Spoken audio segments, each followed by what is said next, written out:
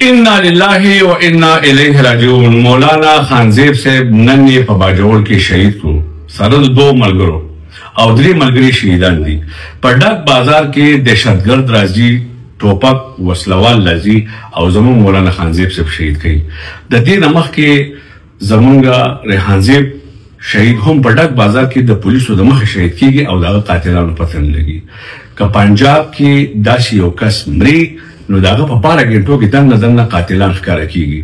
خو پښتنو راپاسئ، د یووالي وخت دی.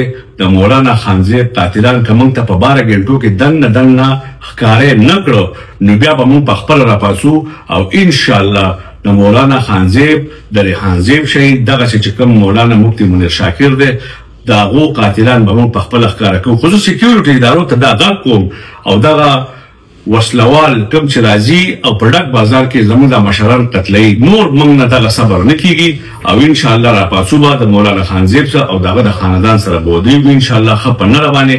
خو اخره کې دا دعا کوم چې الله پاک د مولانا خانزیب صاحب له د هغه چې کوم ملګري کوم شهیدان کړه شوي دي الله دې ورته جنت کې اعلی مقام ورکړي او چې کوم زخمیان دي الله پاک دې ورته صحت کامله ورکړي.